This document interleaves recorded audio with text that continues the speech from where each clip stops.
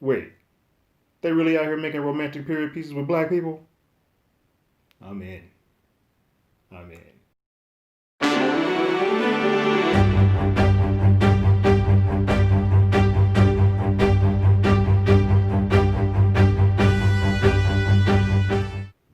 Hello, everyone. Terrence here with Hollywood Already Did It. If you haven't already, go ahead, like, share, subscribe to that channel, ring that bell below. Anytime we have something, you'll be among the first to know. So, while the internet is having this big kerfuffle, sure, it's a word, about Wonder Woman, and while that has been the film that's taken most of the attention, there were a few other films that came out on or around Christmas, starring African Americans. Soul being one of them, One Night in Miami, and then Sylvie's Love, which I'm going to talk to you, give you my thoughts about today.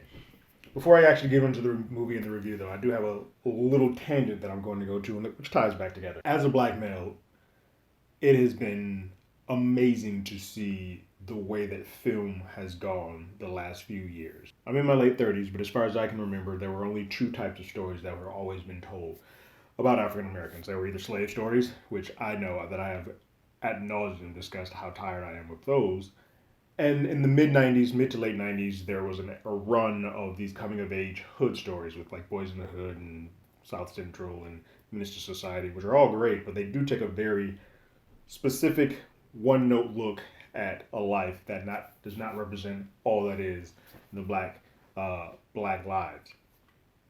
Over the last few years, though, I've seen some great changes and great exceptions and great divvying up of what black cinema is, from movies like Loose and Waves and Last Black Man in San Francisco to Ma to Don't Let Go to Jingle Jangle to Soul.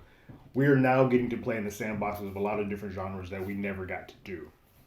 And so, a lot of the times when all these other films of romance and all these other stories come out, they're done thousands and thousands and thousands of times by white folks.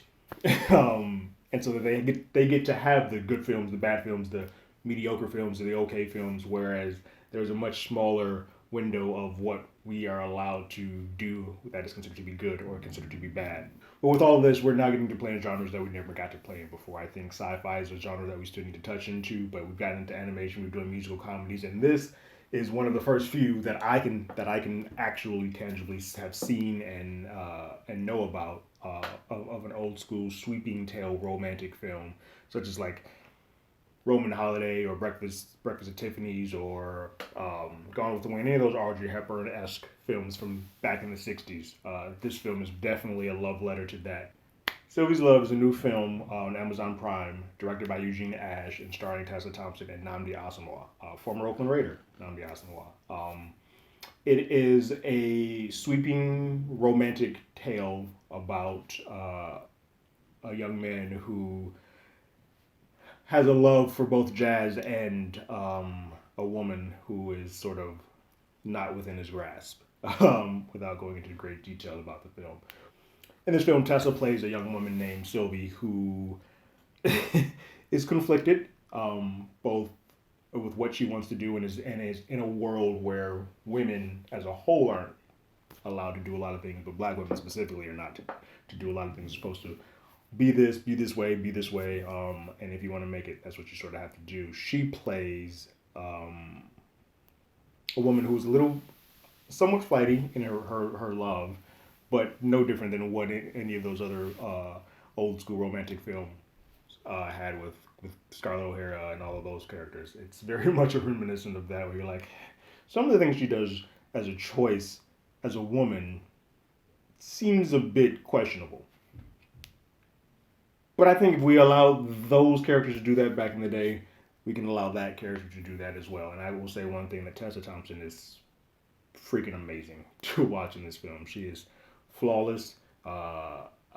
This film works off of her. I think it's shot well. It's beautifully shot. There's jazz in this is fantastic. But I think you make or break your film off of her, and she's intoxicating to watch.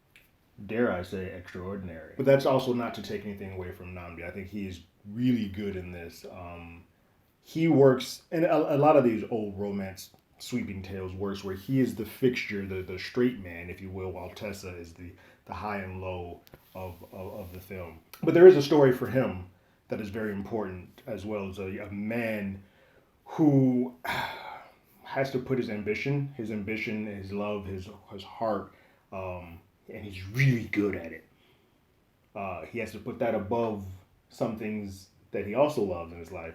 But then, sadly, the way the world sort of changes around him and what he does, what he offers, what he has is not nearly as important as it once was, and he feels.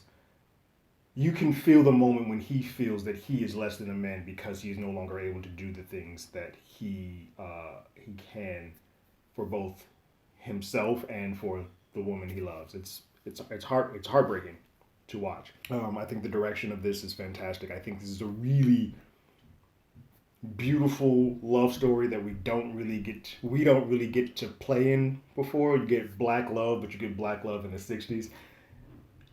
I'm just in awe, and I loved it. I couldn't stop smiling from ear to ear while watching this flick. On my scale of once is enough, play it again, Sam, or give me a time stone so I never have to think about this film again. This is definitely a play it again, Sam. This is a film that I will definitely be telling people to watch and go check out, if for no other reason than this. I know a lot of people are going to say that this film's been done before, and it is. It is very predictable because there's a set guideline. If you've seen any of these old classic romantic films, you know what's going to happen. You should see the A, B, C, D, and D threads that happen throughout.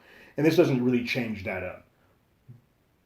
But for us, for us, you've put it in a scope, or you put a sheen, or you put a guise over it, where now we're looking at it through the eyes of something that feels fresh because we never got to play in the sandbox before. And now that we do, it makes it so that we get to do those same beautiful, sweeping romantic films that you got to do back in the day. We get to do it now. And perhaps not better because we're not the first, but different, which is just as good and okay as well. Because all the times that you guys got, the thousands and thousands and thousands and thousands of films that you guys got to do,